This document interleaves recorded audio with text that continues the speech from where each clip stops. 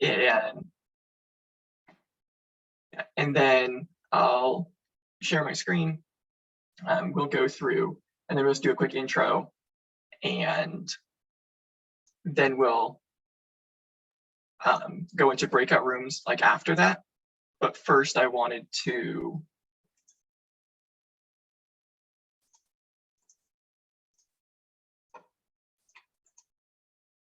Are you seeing the normal script? Are you seeing it, or is it working?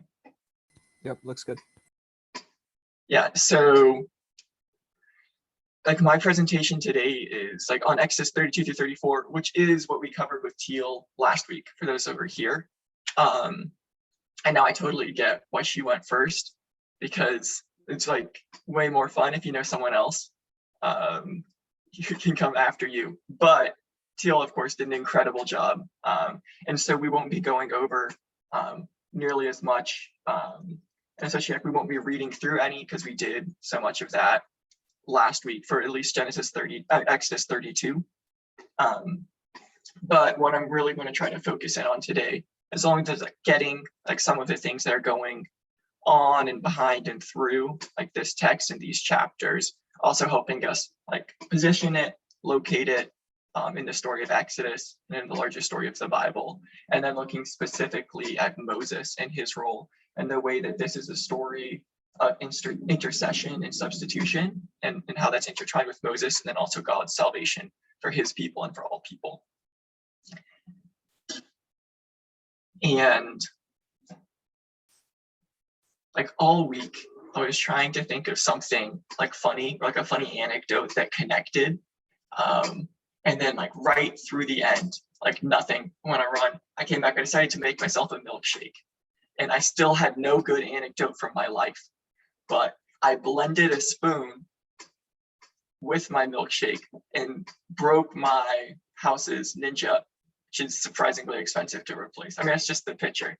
And it's still not an illustration, but I thought I'd at least share it to try to build some rapport with the audience by being sufficiently pathetic in my smoothie making endeavors. And so now you know that, so I shared it with you, and the rapport has been established. And so we can do the really exciting thing of looking at outlines.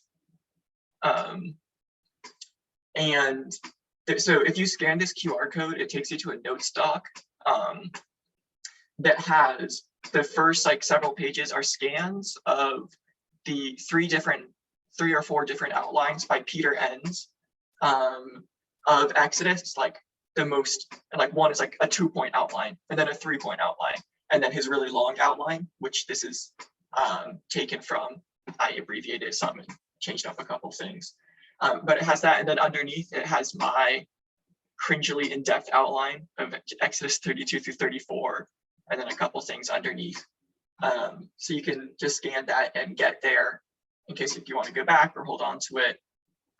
Also, I couldn't think of like a really good picture. I don't have Dawn's art history skills, and so I figured like the QR code could take up that spot on the screen. And so what's really, it's like it's good, right, just to get caught up. So within Exodus, like we had our start, we meet Moses, the Israelites are in Egypt. They've been there for 400 years. They're descendants of Jacob, who came down on the time of Joseph. And then Moses, he's a prince of Egypt, then he flees, he's in Midian, he meets God at Sinai, he comes back. We have the plagues. Then we have the plagues 1 through 9. Then we have the Passover, the description of the Passover as a command, and the escape from Egypt. Thus the Israelites plundered the Egyptians. Then you have the journey to Sinai, which includes crossing the Red Sea, the Song of the Sea, sung by Moses and Miriam. And then in that journey to Sinai, we have the giving of the manna and quail as a result of grumbling, and then 2 instances of grumbling about water. So that's being set up. But then we finally get to Sinai, which is what the explicit goal was of the whole time, where they're supposed to go and meet God. And they do. This is like what Nick talked about.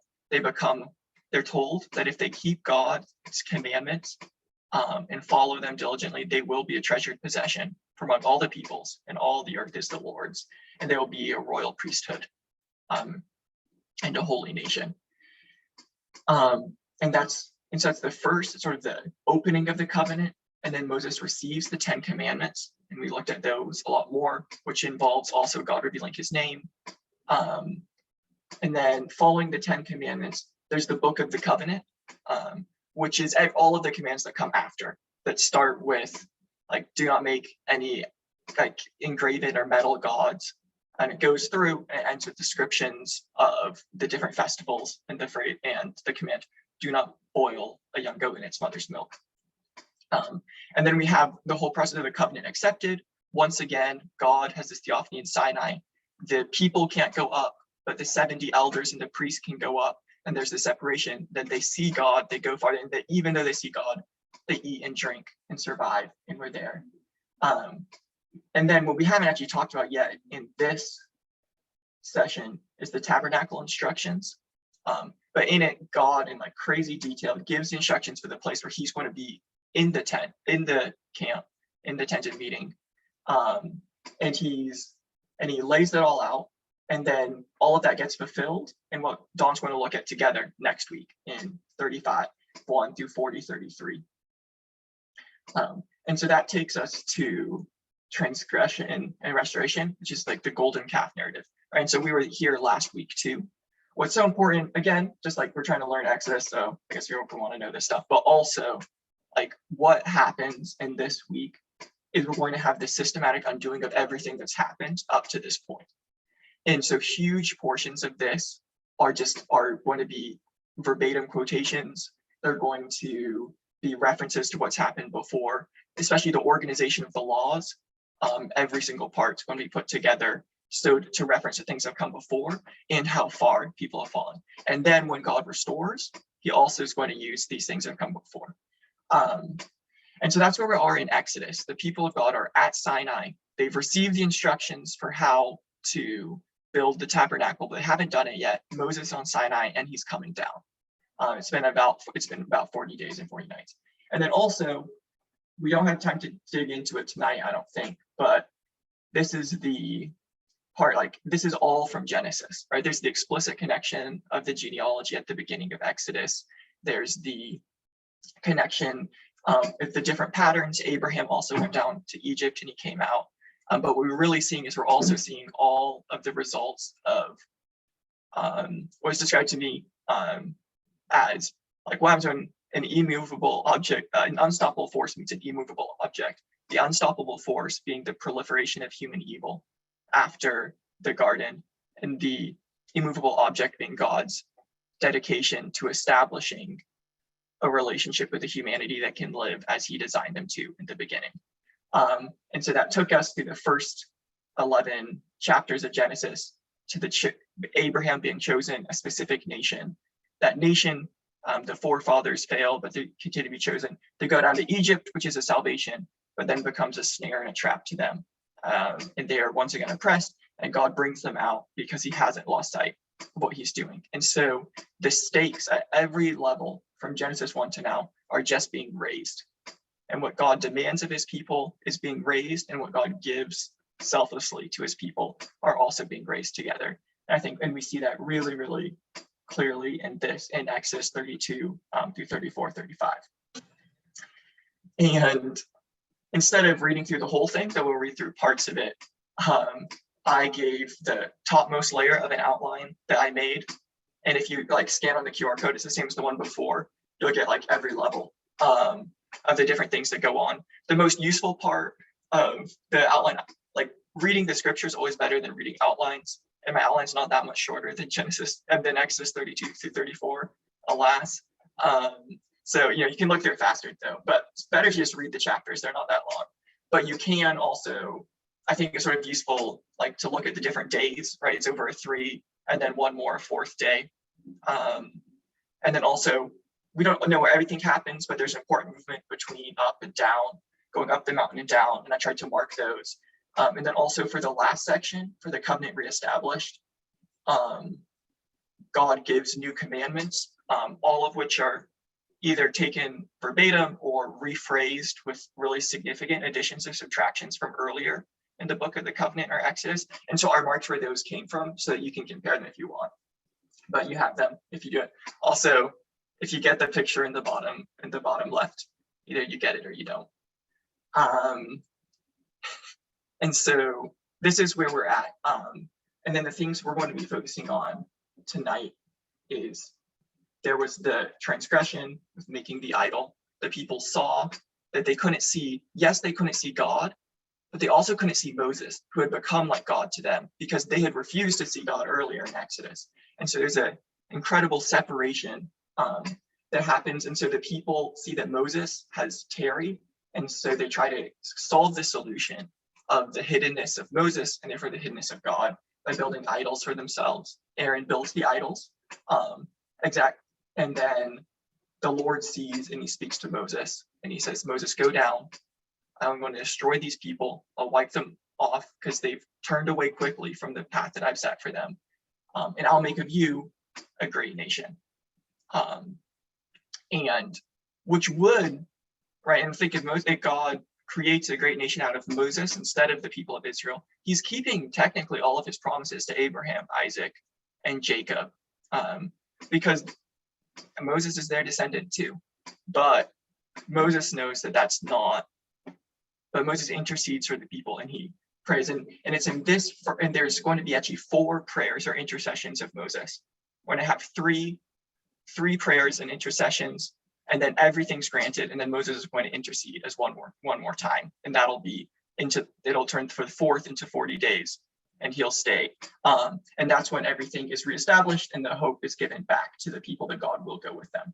But what's most important about this first meeting, and I think we'll look at it in more depth, is God tells Moses, leave me alone that I may wipe out these people. And so this is in the Exodus 32, 7 through 14. And what's so significant about that is that and we'll return to this, but what is a command to leave me alone so that is also an invitation by a God who chooses to limit himself, telling Moses that if Moses does indeed do this, then he will relent.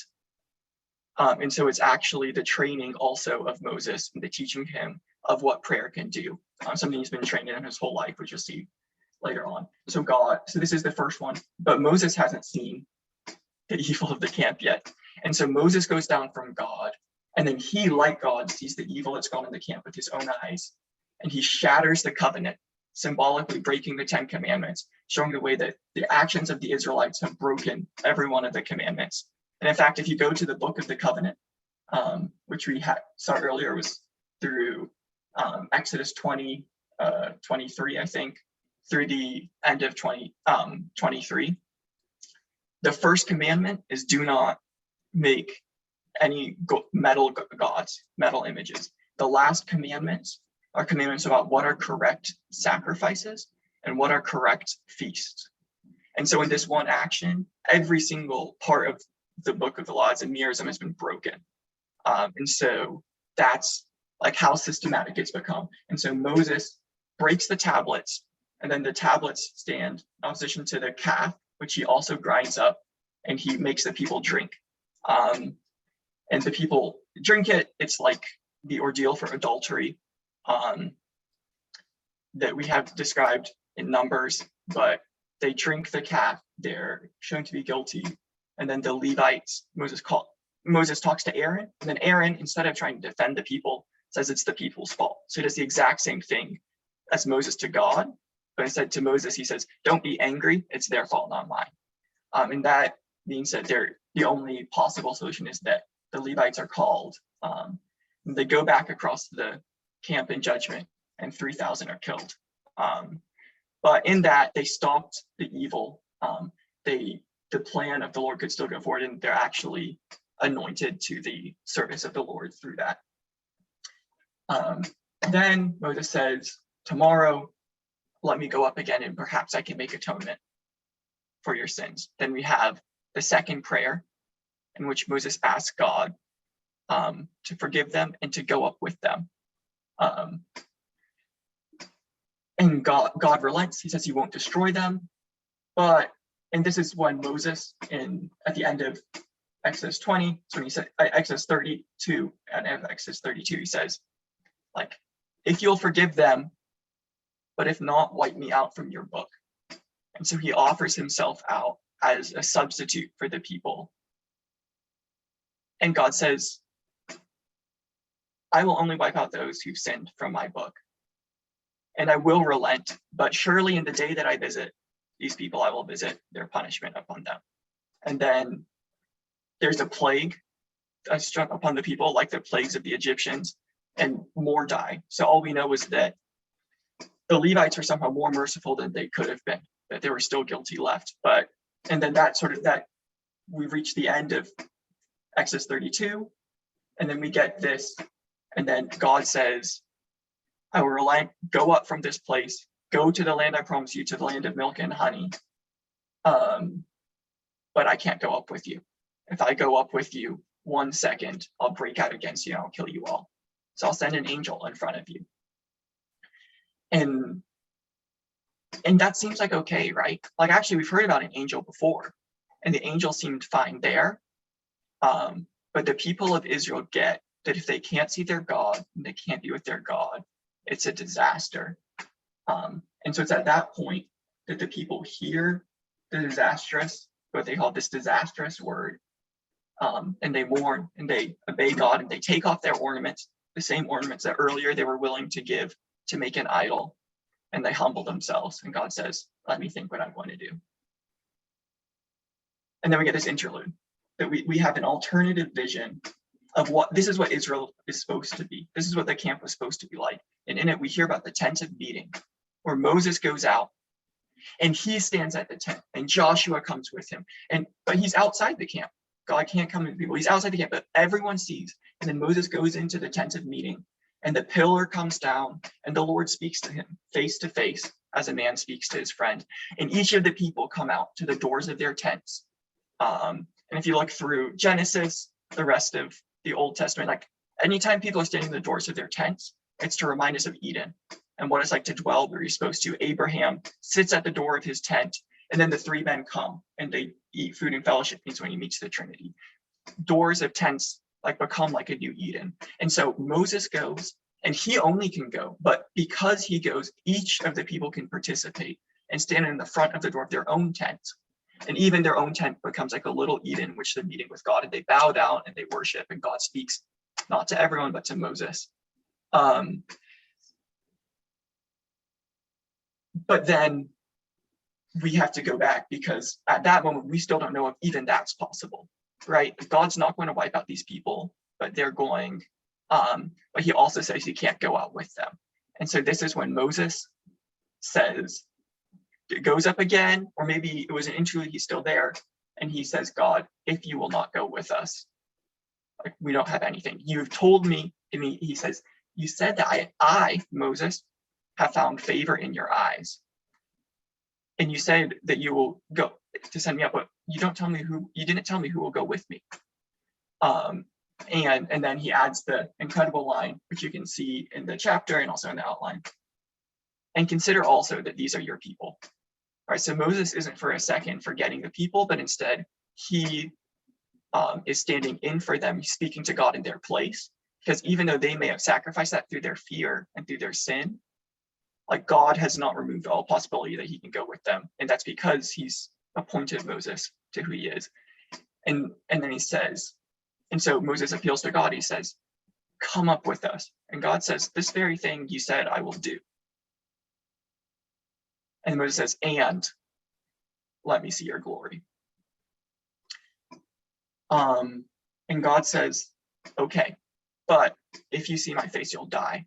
And so come up, I'll make all of my goodness pass before you, but I'll have to hide you in the place I prepared for you. And a rock in my hand will cover you. You will not see my face, but you'll see my back. And so with that, that takes us, and then he says, chisel out for yourself new stones for a covenant, and I will write on them. The commandments. And so there's final hope at the end of day 3. And then day 4 is the first day of 40 days.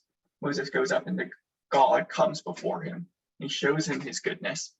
all of his goodness and his glory go before him, and he proclaims his name. And that's where we return to that. And then through that, he establishes the covenant with the laws that I've talked about before. And finally, after the 40 days a night, we have the exciting story of Moses shining skin. So we've really looked at, this is what's going on in these things. And we can, if we want to zoom in on any particular one after, we can do that, and we'll try to leave questions for Q&A. But we're going to have like 10-minute breakout rooms of, I don't know how many of us are here, so, but in which we'll just go into breakout rooms, we'll say hi. If we don't know each other, we'll introduce ourselves, and then share what are the different ways, just in life and in the Bible, you see the word prophet used. And then you'll, whatever group number you are, you'll try to read through as much of these passages as you can. Like if you're in breakout room 1, try to read through Numbers 12, 1 through 9. 9 verses, you might be able to do it. Group number 2 as a harder task.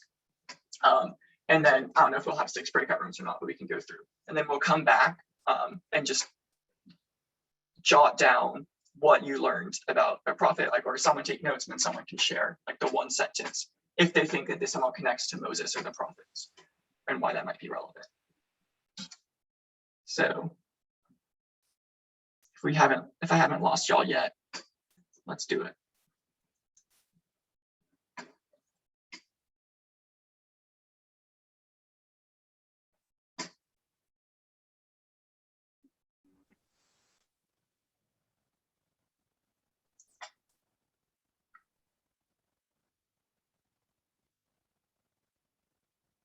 Hey, hello, beautiful people. Who wants to, so we can keep this excitement going? Who from group 5 wants to share?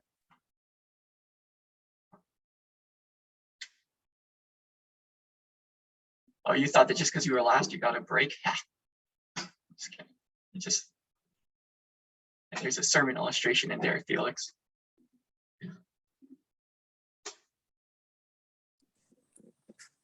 I can share if nobody else wants to. I really did think group 5 would get a break because we were last. But something that we discussed in Matthew and in this passage, it's the transfiguration, and Jesus is on the mountain, and all of a sudden the disciples see him already like in conversation with Moses and Elijah. And they're obviously like in shock and awe. And something that, oh, my face is on the big screen now. Something that I noticed and that I thought was really powerful in this theme of prophets is that it's like when it's in my translation, it says, and behold, there appeared to be them, Moses and Elijah talking with him, as like indicating that him being Jesus was already in conversation with both Moses and Elijah prior to when they were revealed to the disciples.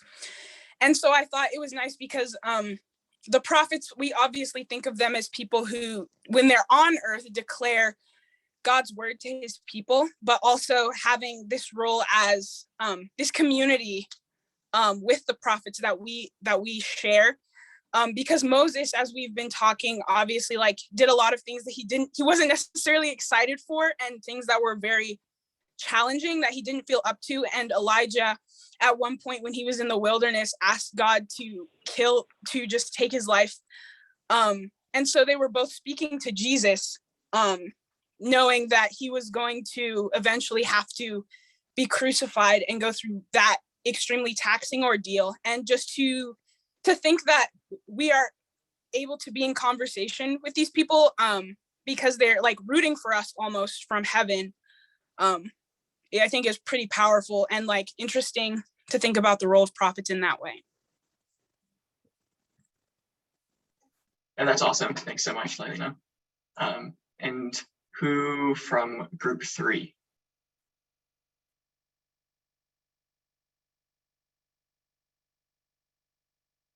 I'm just going in reverse order now. There was no group 4. Yeah, thanks, Kevin. Yeah, group 3 exists. We're here and we're strong. We talked about Amos 7, And like to sum up what we read, Amos was given visions about some of the Lord's plans for destruction of his people via locusts, via fire, and then testing them with a plumb line.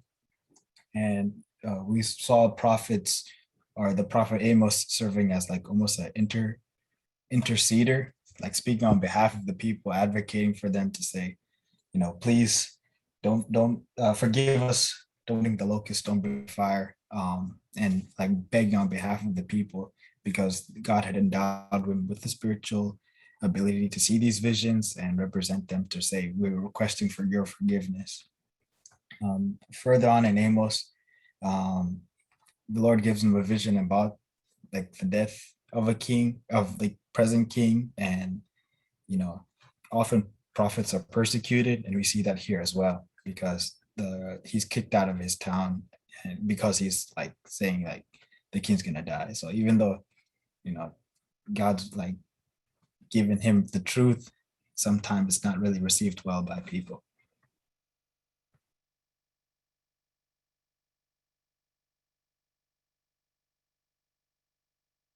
Yep, thanks so much, Kevin. And also there's the 1 verse 3:7, which is important. That's like, does God do anything without telling it first his prophets? So that's sort of like an interesting verse from Amos that also points to the role that these prophets have that we often don't think about. And what about group 2? I have no idea if you actually managed to get through all 3 of these sections or not. It's fine if you didn't.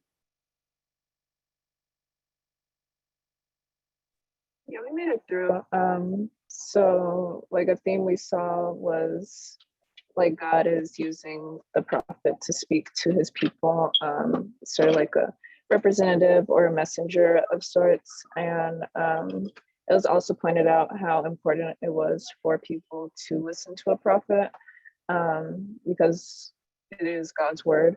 And even though it's like not in these passages, but there are false prophets that exist who, I guess, capitalize on the importance of listening to a prophet.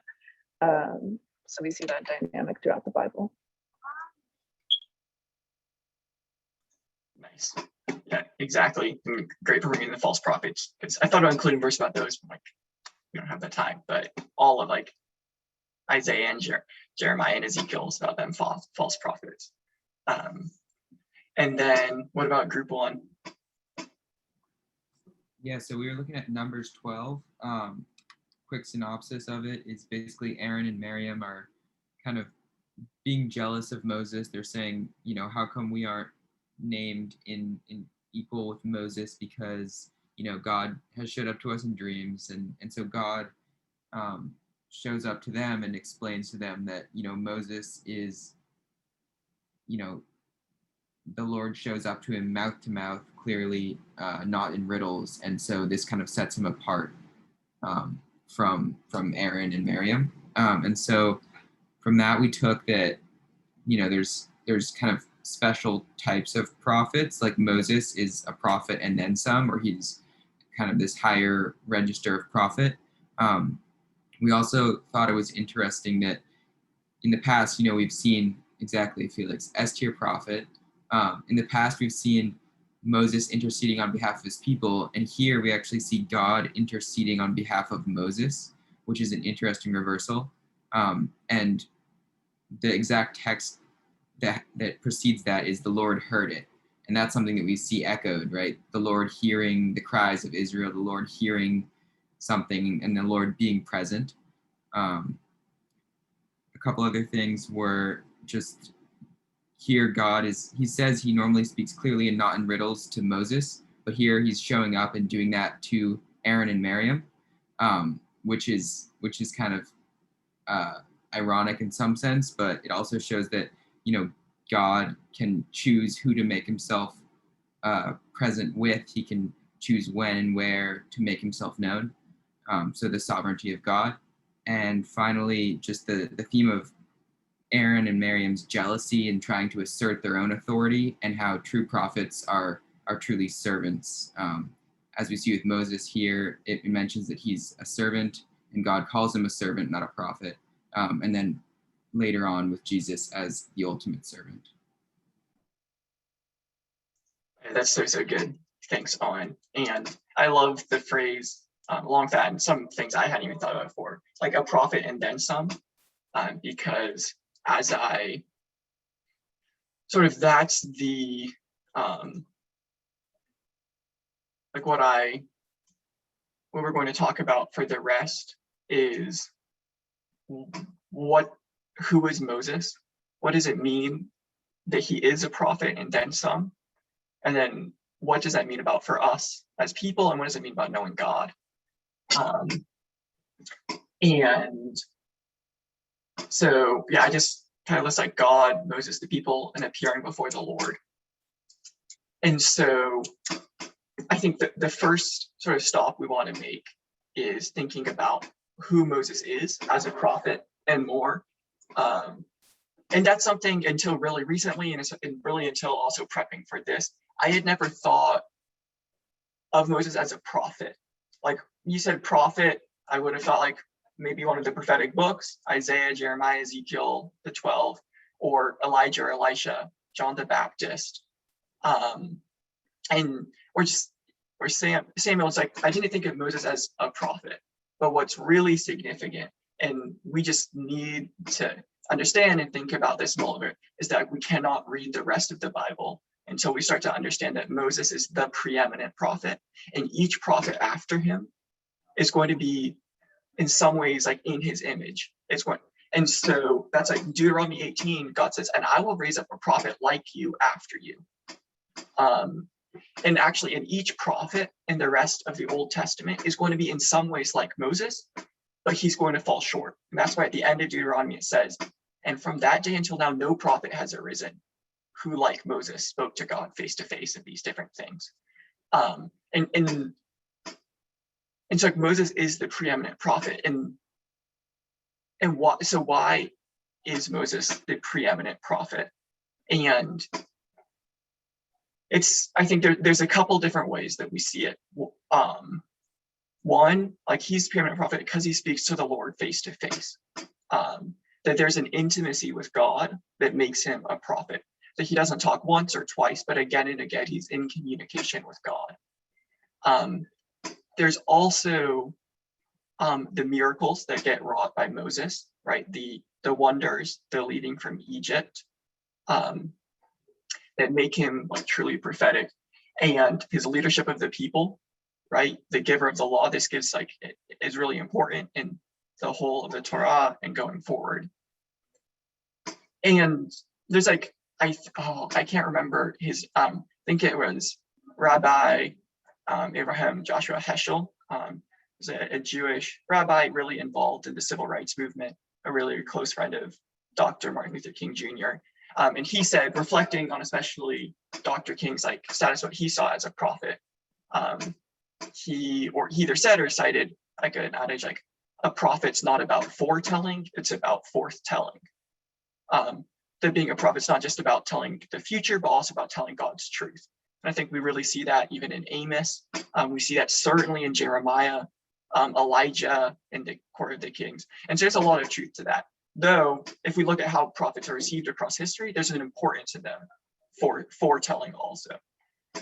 But what it misses is that the prophet also suffers and intercedes for the people. And so what makes Moses the prophet and then some is the way that he suffers for his people. He's rejected for his people, and that he intercedes for them. And so Moses is Moses because of Exodus 32 through 34, and then also Numbers 13 through 15. But it's like in this is I think when he becomes, because he also falls, right? He ends up rebelling against God, and then he with the people can't enter into the promised land. But in this moment, there's a reason that Jesus is the prophet after Moses. Like Jesus needs to be understood as the inheritor and the one greater than Moses. But there's no point in comparing anyone, whether Elijah or Samuel or Jesus, to Moses, until we understand just the status that's accorded by him. And so that's because Moses is sort of the most relevant example of the suffering servant that we have in the Old Testament. And in fact, like the suffering servant passages of Isaiah, 51 to 53 are really significantly based off the life of Moses, as well as prophetic. That the suffering servant that's described there, that suffers for the people, that's rejected and then vindicated, is a Mosaic prophet. That Moses has been received by Isaiah, the writer of Isaiah, and then that's how God's inspired his vision.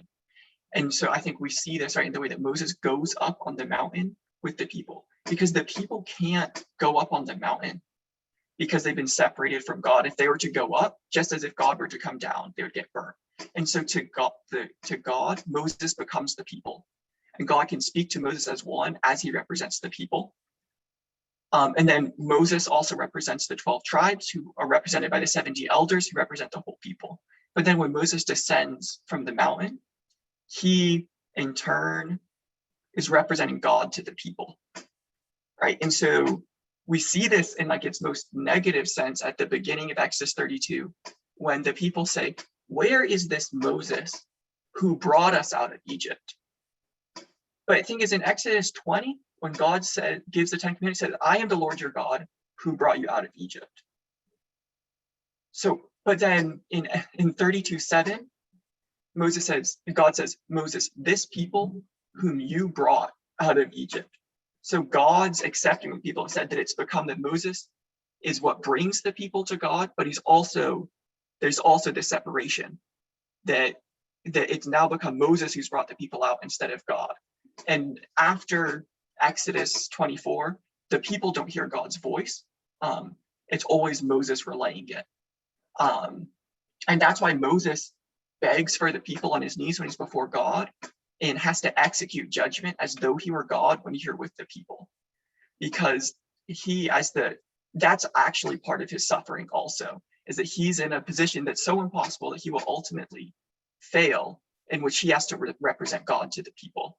And that's the context of him also executing the judgment, him and the Levites on his people. And the people go from Exodus 19 of being a kingdom of priests and a holy nation, to a kingdom with priests and a nation with a holy tribe. And so even the Levites are a concession to the brokenness of the people. But Moses, in the way he offers himself up for the people, that he's not willing to just let God start over, because he's been trained in God's heart, right? This is like what Paul talks about as the Holy Spirit intercedes for us. Like that when Moses intercedes for the people, it's that same dynamic. And so is Moses somehow thwarting God?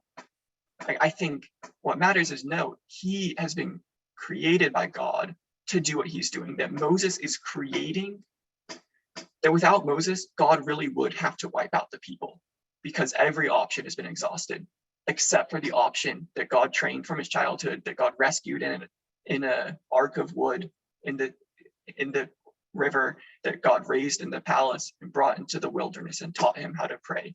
And in fact, throughout all of the plagues in Egypt, what happens to end each plague? Moses prays for the Egyptians and God stops. And so God's even trained Moses how to pray for a people in their salvation. And so Moses goes up as the representative people, and he, in this passage, through 3 and 1 more prayer, is actually able to go this, and so he is the substitute for the people, that he suffers on their behalf and he's rejected by them. But he also intercedes that he represents them to God, and that he shows God that they are indeed his people. And it's through that God can become the God with the relationship that he wants with the people he's desired and chosen for himself. And through that's how the whole world will see, right? Moses is worried that the Egyptians will see and say, God isn't the kind of God we thought he was revealed. He's just a God that takes his people out and kills them in the wilderness. He says, how will all of the peoples of the land know who God is if he can't even stay with this one people? And so I think it's within this context of Moses as the suffering servant that prays for his people that we need to understand Moses and all of the references to him and the prophets, the rest of the Pentateuch and the Torah, and throughout the Bible, and then also what it means when Jesus is compared with Moses. Because Jesus, instead of creating an unbearable separation from the people, between the people and God in the way that Moses does, that Moses lets things go on, but he also creates a separation. Jesus, by being very God and very man, is able to, through this same role that we see in Moses, in its perfection, be as close to us as we can imagine, eating and sleeping and drinking with his 12 disciples. Moses doesn't leave his 12 disciples to go up on Sinai, but instead he brings the Sinai of the law to his 12 disciples and to the 5,000 and to everyone he's with. And then also we see again and again that Moses intercedes for us in the throne room of that Jesus intercedes for us, like Moses, in the very throne room of God. And so I think that this is what I've been trying to understand, like from this passage, to apply it. And also it's pointing me to something else. What's the underlying tension and fear of this, all of these passages? It's the question of, can God be seen? And what do we do when he can't be seen? Right? This is what started the idolatry in the first place, that Moses couldn't be seen. And when you can't see Moses, you can't see God. And so they tried to come up with this solution. And then in Exodus 32, the first prayer and the second prayer, Moses says, like, God, don't wipe these people out. And God says, fine. And then God says, but I'll send them an angel, and that angel will lead them out, and that angel will take them into the land of milk and honey. And how many of us, if we were praying for something, or for our friends, or for our people, to reach it, and God said, I've heard your prayer, they're going to get it, but I'm not going to go up with them. How many of us would I actually mourn if I were praying to get the perfect job after college, and then something, it works out, it appears, it's invented, because and I get it, and then God says, yes, you're going to get it. I'm going to send an angel in front of you to guard you. You'll get all the things I promised, but I can't go with you, because if I were with you in my presence, in a single moment, you would burn up. I think so. I would be so tempted to say, okay, like, thank you so much, God. Like, it's really hard that we, our working relationship's so strained here, but I appreciate the angel. And thank you for bringing me into the land of milk and honey. And I think it's actually one of the highest moments in their relationship with the people of God, of the children of Israel, when they hear this and they're devastated. They take off their ornaments and they mourn as if someone had died, because they know it's a disaster if God's not with them. Because more than being brought out of Egypt, more than entering into the land of milk and honey, what made them who they are was that their God went with them. And that's what the tabernacle was supposed to do. And that was what they thought they were going to lose. And so there's a question of, can we see God? And that's why Moses, when he intercedes to the people the third time, he says, if I found favor in your eyes, a term of seeing, show me your face. Because it's a question of seeing that none of this works until Moses can see God, or so he thinks. And so God says, you can't see my face, but you can see my back, and I will put my name, I will claim my name in front of you. And what's so powerful about that is that God can be seen through his characteristics, that God can be seen through his name. That it's true that Moses had some experience that we can't imagine until the resurrection, of seeing God's back in his glory, but his name is proclaimed in a way that each and every one of us can hear, and that is how God is seen. And in fact, there's a really fascinating tension that, right, Moses speaks to God face to face, and he can't see his face. And the word for presence in Hebrew, when God says, my presence will go up with you, is the same word as for face. And it just, sometimes it means presence, sometimes it means face, and you need it from context, but there's this really complex back and forth of, can God be seen? And through the rest of the history of Israel, it's going to go back and forth of, can God be seen? It'll be in the tabernacle, then it'll be in the temple, but it'll only be seen once a year, or it won't be seen, or it'll go away in Exodus and there'll be a new temple and it can't be seen, but God will say to wait in Haggai, that the glory of the second temple exceed that of the first. And then ultimately, John opens his gospel by saying we have seen his glory, or that we have finally seen the face of God, and that face is Jesus. And so there's a need to see God's face in our lives.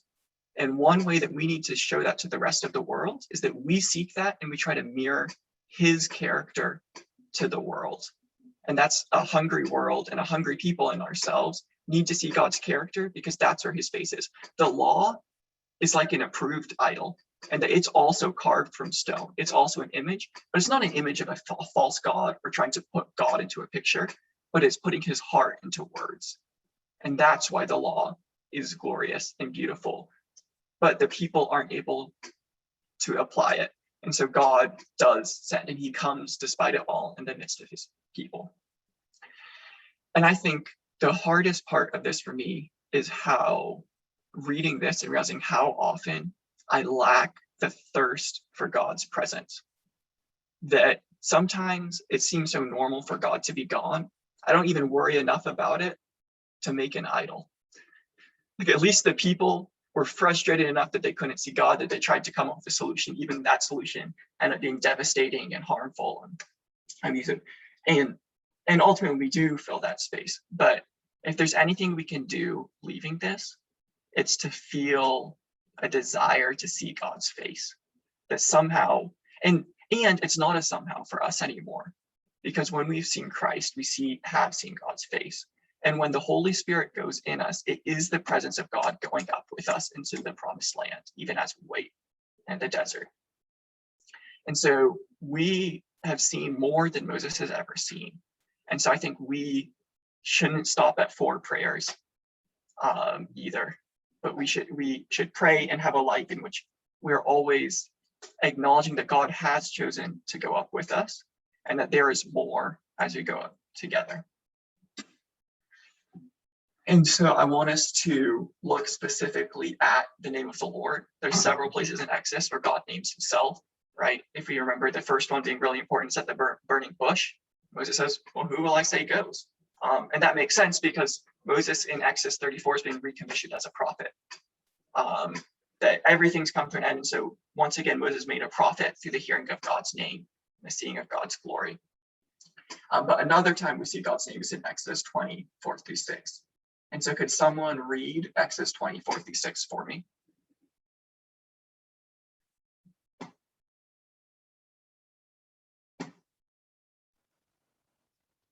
I can read it. Great. You shall not make for yourself a carved image or any likeness of anything that is in heaven above, or that is in the earth beneath, or that is in the water under the earth. You shall not bow down to them or serve them, for I, the Lord your God, am a jealous God, visiting the iniquity of the fathers on the children to the 3rd and the 4th generation of those who hate me, but showing steadfast love to thousands of those who love me and keep my commandments. And can someone read Exodus 34:6-9? I can read. Okay. The Lord passed before him and proclaimed, the Lord, a God merciful and gracious, slow to anger, and abounding in steadfast love and faithfulness, keeping steadfast love for thousands, forgiving iniquity and transgression and sin, but who will by no means clear the guilty, visiting the iniquity of the fathers on the children and the children's children to the 3rd and the 4th generation. And Moses quickly bowed his head toward the earth and worshipped. And he said, if now I have found favor in your sight, O Lord, please let the Lord go in the midst of us. For it is a stiff-necked people, and pardon our iniquity and our sin, and take us for your inheritance. So what are the differences between these two? And what do we think there might be? Let's just hear from 2 people.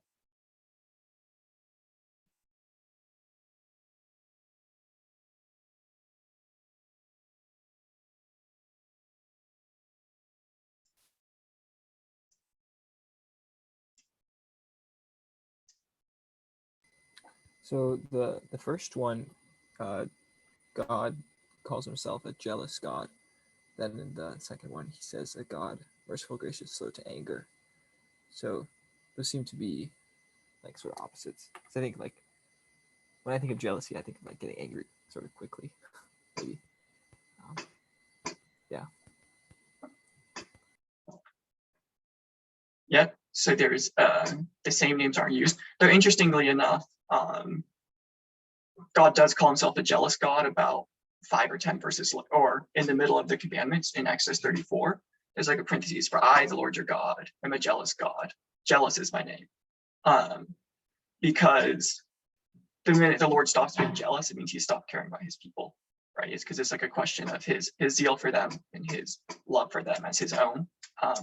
But it is significant that it's not chosen in this summary of the names. And what's one other difference?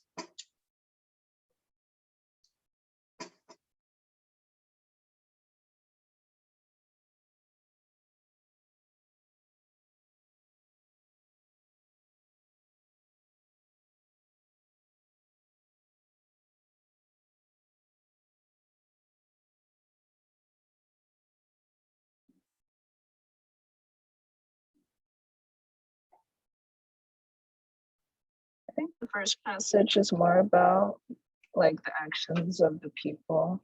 Like he's telling them not to make a carved image and different stuff, don't bow down and worship them. And then on the second one is more about like who God is, how he's merciful and gracious, slow to anger, and how he'll never clear the guilty and stuff like that.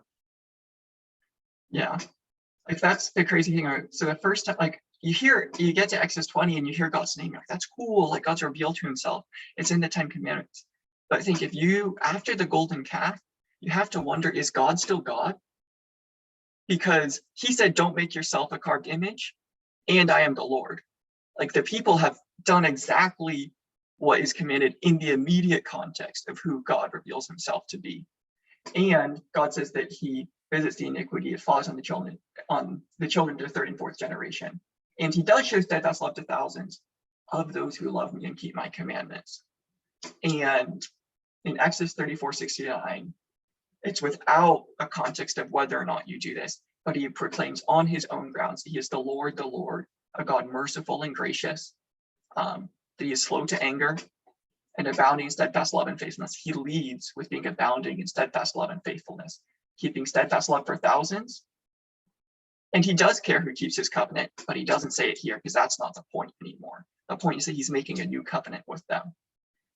And he forgives iniquity and transgression and sin.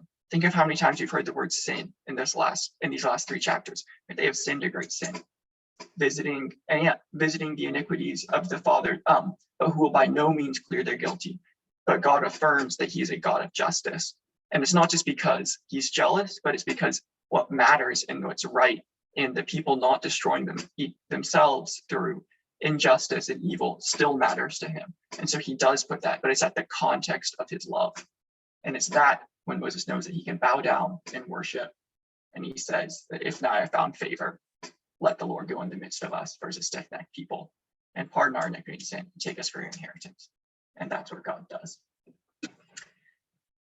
And so I'll read this, which is from 2 Corinthians, which is Paul's writing to the Corinthians. There's been a question of different people claiming to be the ministers of the gospel, and then also a question of the importance of the gospel or the new covenant compared to the old covenant. And so he's references this very passage and then especially the passage about the glowing face of Moses, which we haven't discussed yet, and we won't unless it comes up in the Q&A this time. But he writes, now, if the ministry of death carved in letters on stone came with such glory that the Israelites could not gaze at Moses' face because of its glory, which was being brought to an end, will not the ministry of the Spirit have even more glory? For if there was a glory in the ministry of condemnation, the ministry of righteousness must far exceed it in glory. Indeed, in this case, what once had glory has come to have no glory at all, because of the glory that surpasses it. For if what was being brought to an end came with glory, much more will what is permanent have glory. Since we have such a hope, we are very bold. Not like Moses, who would put a veil over his face so the Israelites might not gaze at the outcome of what was being brought to an end. But their minds were hardened. For to this day, when they read the Old Covenant, that same veil remains unlifted, because only through Christ is it taken away. Yes, to this day, whenever Moses is read, a veil lies over their hearts. But when one turns to the Lord, the veil is removed. Now the Lord is the Spirit, and where the Spirit of the Lord is, there is freedom. And we all, with unveiled face, beholding the glory of God, are being transformed into the same image from one degree of glory to another. For this comes from the Lord, who is the Spirit. Therefore, having this ministry by the mercy of God, we do not lose heart, but we have renounced disgraceful, underhanded ways. We refuse to practice cunning or to tamper with God's word, but by the open statement of truth, we would commend ourselves to everyone's conscience in the sight of God. And even if our gospel is veiled, it is veiled to those who are perishing. And in their case, the God of this world has blinded the minds of unbelievers to keep them from seeing the light of the gospel of the glory of Christ, who is the image of God. For what we proclaim is not ourselves, but Jesus Christ as Lord, with ourselves as your servants for Jesus' sake. For God, who said, "Let light shine out of darkness," has shown in our hearts to give the light of the knowledge of the glory of God in the face of Jesus Christ. But we have this treasure in jars of clay to show that the surpassing power belongs to God and not to us. Get it? Because my broken blender is like a jar of clay.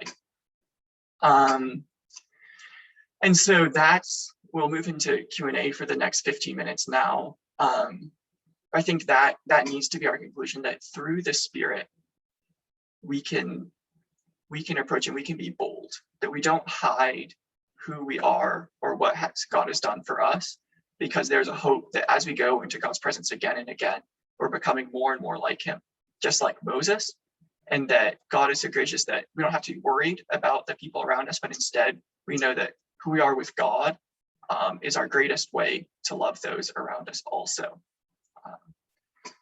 And so that is me on Exodus 32 through 34. I'd love to see if there's any question. I don't know if there's any questions in the Slido.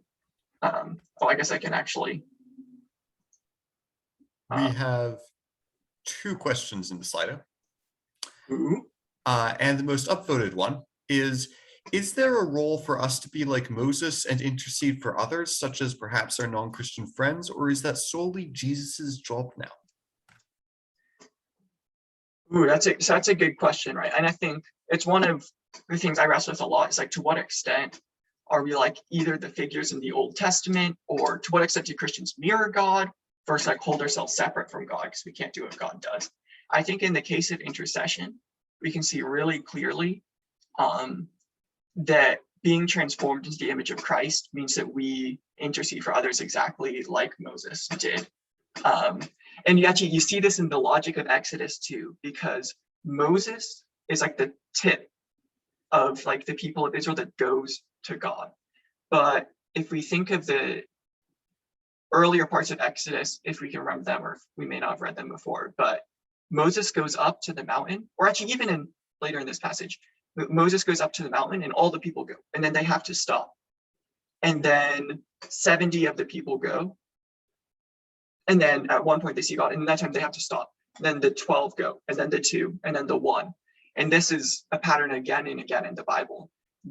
And so at each level, you're representing those around you. And what's really interesting is we see that exact same pattern of 1 to 12, though sometimes 1 to 3 to 12 to 72 or 70 to everyone in the New Testament, in which Jesus is 1. He has 3 around him, like the patriarchs, Abraham, Isaac, and Jacob, James, John, and Peter. And he chooses exactly 12 disciples. And then when he's sending out his disciples in Luke 10, I think, to the nations, to everyone, or to everyone in his area, he sends out 72 or 70, depending, which is the exact same pattern that also happened when they came down to Egypt. But in that, we see that there's this element that at each level we're trying to represent God to those around us. And so like Moses, wherever we are, we're not Moses in the same way Christ is like Moses. We're not standing in the throne room of God, but we have our access purchased for us, and we have a duty and a responsibility to pray for those around us. And like Moses, we should, I think, actually start by praying for those that aren't part of the people of God, as he learned to pray for the Egyptians, and then move to praying for the people of God. That's what I'm trying. Instead of just first thinking about those closest to us, and then trying to pray for the world at large, but actually how God's heart works is that he trains us in his love for all people, and then magnifies it in his love for his chosen. I don't know. Does that answer the question? Do you have any follow-up? Thank you. That was good. Oh, thank you, Felix. We have one more question and probably time for several more, so put them in the Slido in the link that I have been pasting in the chat. Was Moses special in some way that God would speak to him as a friend? Original sin not be utterly abhorrent to God. So Moses is definitely special. Right, and how is he special? Well, because like I speak like in Numbers 13, for those of you who read it, like I speak to all of my prophets in a vision of the night. Not so Moses. I speak to him friend and friend. In the Psalms, you see Moses, the friend of God. So there's definitely special figures like that throughout the Old Testament. Like Elijah would be another example. What makes Elijah special? That when he's praying like that, like the rain stops or the fire comes down, like what that God speaks to him on Horeb. And so the question is, yes, Moses is definitely special in that somehow God has a relationship with him that's unlike that of other people. However, I think the other way you could take this is like, is Moses really good? Like, was it the hardest admission year ever? And out of all their applicants, they only chose one to matriculate in the class of prophet. And that one applicant, the most competitive ever, was Moses the prophet. And he was chosen because of his outstanding resume, an incredible fit for that class of prophet. And he was chosen so God has a relationship with him. I think we can safely say that was not the case. And in fact, we see really powerfully like Moses' character development, right? He rejects God's call. And he complains, and he's not whom we would expect at all, even if from the cradle he was being protected and raised by God for this. And so I think it reflects that Moses is special, and it reflects the way God's greatness, that God doesn't choose great people to make prophets. He chooses the lowliest of people, and then he makes them into those that have these special role for his own glory and for the good of everyone else. And this election, as you see with Moses, is always for those around us. And so it's actually not unrelated to like, are Christians special to be Christian? Christians are, I think we are special to be Christian because God says he knows us by name. He has a special name written for us in heaven, and that he talks to, that Jesus calls us friends. But also it's nothing in our own merits, that there's nothing that we did. And in fact, in some ways you might expect to be even worse than others to start. But God shows the riches of his glory, the truth of his name that he proclaims in Exodus, when he chooses, despite it all, to work his plans for these people to be loved by him and to find favor in his eyes. Thank you. We have another question, which is, could you talk more about the veiling of Moses's face, specifically 1 Corinthians 3 verses 12 through 17, and anything else relevant to that? And I'm putting 1 Corinthians 3, 12 through 17. I think it actually may have been a mistake. It's probably 2 Corinthians. Well, let me put 2 Corinthians 3, 12 through 17 in the chat. Okay, so. Yes, you are right. So one of the reasons I wanted to, I was interested in this section is, I was like, we'll talk about this and we'll talk about Moses' glowing face, which is super cool. And I'll learn about it and then I'll set everyone straight and we'll be done. At the end of preparing for this talk, I'm like, I still don't really know that there's, especially in the use of Corinthians, it's really complicated. And part of that is in Corinthians, Paul is not trying to tell us what the most basic meaning of end of Exodus 34 is. Rather, he is using it as an example in several different metaphorical translations to make his point about what he's trying to tell the Corinthian church. But some things that are really relevant for understanding Moses, first starting in Exodus, is the glowing of Moses' face is part of that same question of the face that we've had all along. Will we see God's face? Will the face of God come with us? So Moses, by spending his time with God, his face begins to take on the qualities of God, to the point that we start getting the same problem all over again, that the people fear from the face of Moses the same way that they were scared of the face of God.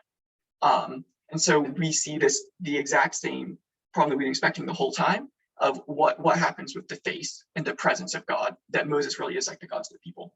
Also, it's really critical that it's the vindication of Moses in the eyes of the people, that there's no way to, and so that where like vindication comes from, this idea of the vindication of the prophets and the servants that we see, say in the suffering servants songs of Isaiah, that I will vindicate my servants and I will prosper them. And so Moses is vindicated in the exact same pattern that ultimately comes to the ultimate vindication of Christ, in which he suffers for the people. He faces the wrath of God. And then because of the faithfulness of the servant on behalf of the people, God vindicates and makes like this person and shows his favor in a visual way. In Daniel 12, it talks about those who enlighten the people becoming shining like the stars of the heaven. It's the same. But then we start getting into the really weird stuff. For example, it says Moses' face glows, I think, in most of our translations. This is probably what it means. But the Hebrew word used there, it's only used in this verbal form here. Everywhere else, used in another verbal form, very commonly to mean has horns. And so actually, for the truly attentive, that's why I chose this particular, that's why I chose this statue, because there's a tradition in medieval art to draw Moses with horns because of this very question of, did Moses come down with horns from meeting with God? Probably not. Earliest Greek translation says he had glory. And in Habakkuk, the word for horn can also mean rays of light. But it may indeed be an allusion to the horns of a sacrificial animal. And specifically, the horns of the ram the ram behind Isaac gets caught by its horn in the bush, and then becomes the salvation of Isaac and the vindication of Abraham and the people. And so quite literally, the horns of light coming from Moses' face are the signs of his role as like an Isaac-like figure that goes up to the mountain of God and is sacrificed for the people and then comes back with life returned to him. And so that's probably textually one of the ways things the author is trying to communicate with us, especially in view of all the other allusions to the Genesis 22 in this. Also, it's the skin of his face is glowing. And Moses, and remember that it's coming out of the garden that Moses, Adam and Eve are ashamed, and they clothe themselves with figs, and then God gives them garments of skin, so the same word as the skin of Moses' face, and that becomes like their new sign of approval and covering from God. And so Moses is also coming from an Eden-like experience of being on the mountain of the Lord with God. And then he comes down, he also has this miraculous event of happening with his skin, glowing, it's like divine, that may like be part of this pattern that's being written into the Bible and into history. And so now we have the question of, okay, and so basically it's not obvious, but what it is somehow a sign of God's approval. It's glowing, it's terrifying because it shows that he's approved by God, but it's also how the people know. And it symbolizes Moses' role among the people. In 2 Corinthians, which is actually what we read, so I can pop it up on the screen again, without explanation, I just kind of, we encounter Paul alluding to this passage.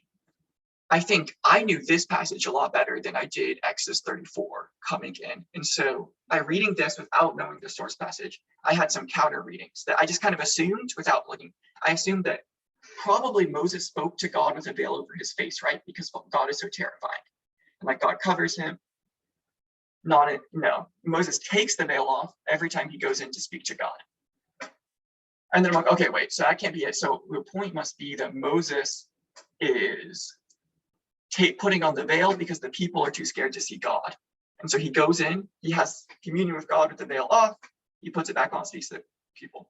Not really, because when he's delivering the word of God to the people, it says he takes his veil off. And then when he's done, he puts it on. And so not like Moses, who would put a veil over his face so the Israelites might not gaze at the outcome of what was being brought to an end. So does this mean, as I always thought it did, that the glory on Moses' face is fading every time he sees God and it needs to be recharged? I actually think possibly, probably even maybe, but that's certainly not explicit in Exodus 34. So it could be there's already a theological tradition that Paul's referring to. He's expecting his readers will just know. Or it could also be that that Moses is seen as putting this veil on his face to Paul because it's like a way of showing the way that what Moses had was glorious, but it was an inferior glory. And so it wasn't the kind of glory that you'd want to look at all the time, or that he somehow wanted to shield the Israelites from that. And so he put the veil on when he was done speaking. But the point is that the superiority of the covenant with Christ to that which Moses had. No, even though what Moses had was so glorious that he had to have it. And then also, and says, but their minds were hardened. For to this day, when they read the old covenant, the same veil remains unlifted. So now we have a transformation of the veil, which is no longer over Moses, but over the hearts of the hearers. Something we don't have in Exodus, but it does make sense if you understand that Moses symbolizes the law. And so therefore, Moses, to have a veil over Moses is to have a veil over your heart and understanding. And when they read the old covenant, the same veil remains unlifted because only through Christ is it taken away. Yes, to this day, whenever Moses is read, a veil lies on their hearts. But when one turns to the Lord, as Moses, the veil is removed. Right? That was true for Moses too. Now the Lord is the Spirit, and where the Spirit of the Lord is, there is freedom. So what's this connection? What's the connection? Because Paul sees the presence of God that goes with the Israelites as the Spirit. So it's that is the Spirit, right? He's under the Holy Spirit. He's correctly interpreting this. So the question is, with the Holy Spirit, you don't need the veil. And that's what God's presence means. And then we all, with the same unveiled face, beholding the glory of the Lord, are being transformed into the same image from one degree of glory to another. For this comes from the Lord's Spirit. And so why are we unveiled? Well, it's not because we're seeing God, because even Moses was unveiled when he was seeing God. But we are unveiled because at all times, as we know God, we should be visible as God's children to those around us. And so it's actually for the sake of sharing the gospel that our faces are unveiled as we move from one degree of glory to another, anticipating the final glory of Daniel. And that is the conclusion, and that's what Paul goes with it. So I actually still have so many questions about this. If we ever want to talk more, try to figure it out, I think it'd be kind of fun. But that is my 9 minutes answer. Well, thank you so much for that. I think that's about all we've got time for tonight. So I'm going to stop the recording and say farewell to our asynchronous viewers.